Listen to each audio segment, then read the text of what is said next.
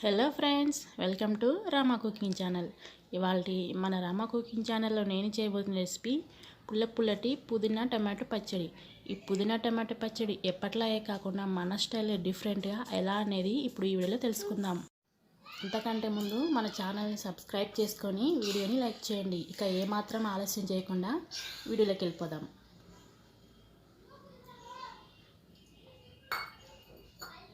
ముందుగా stove on చేసుకొని ఒక గిన్నె పెట్టుకొని ఒక హాఫ్ కప్ పల్లీలు వేసుకొని గోల్డెన్ కలర్ వచ్చే వరకు వేయించుకోవాలి.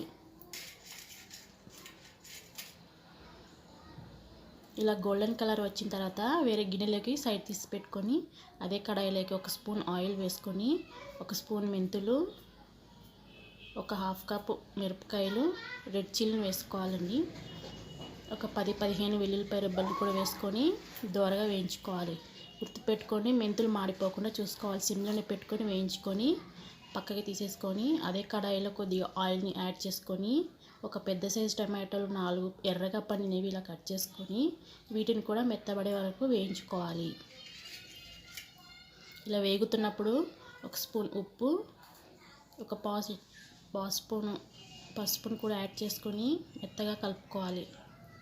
ఇప్పుడు ఒక 2 కట్టల పుదీనా ఆకుని క్లీన్ చేసుకొని ఇందులోకి యాడ్ చేసుకోవాలి. యాడ్ చేసుకొని టొమాటో పుదీనా అంతా కూడా బాగా మిక్స్ అయ్యేలాగా కలుపుకోవాలి. ఇలా కలుపుకొని మెత్తబడేంత వరకు ఉడికించుకోవాలి.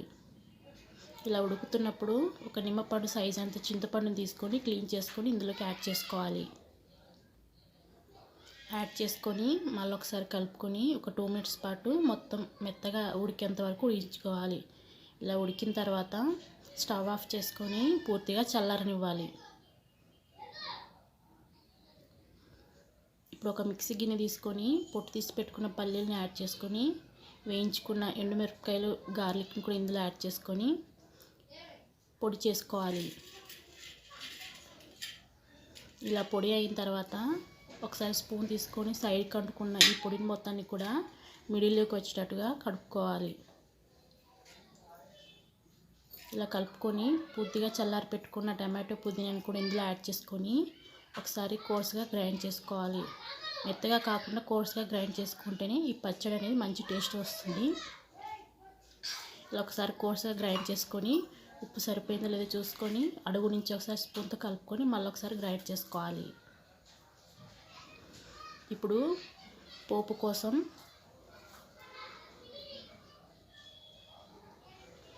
స్టవ్ ఆన్ చేసుకొని వేరే గిన్నె పెట్టుకొని అందులో కొద్దిగా ఆయిల్ని యాడ్ చేసుకొని ఒక స్పూన్ మినప్పప్పు, ఒక 4-5 వెల్లుల్లిపాయ రెబ్బలను చిదుపుకొని వేసుకొని రంగు మారేంత వరకు కలుపుకోవాలి.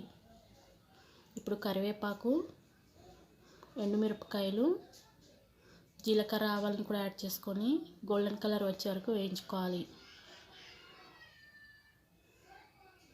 వేగిన తర్వాత మిక్సీ చేసి పెట్టుకున్న టమాటో పుదీనా పచ్చడి ఇందులో యాడ్ చేసి అంతా కూడా బాగా కలిసేలాగా కలుపుకోవాలి.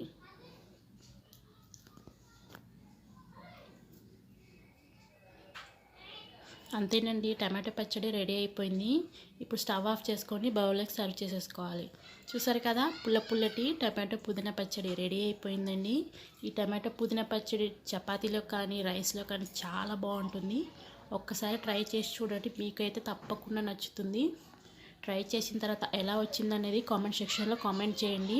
ఈ వీడియో కనుక మీకు నచ్చినట్లయితే సబ్స్క్రైబ్ చేసుకొని వీడియోని లైక్ చేయండి. Thanks for watching.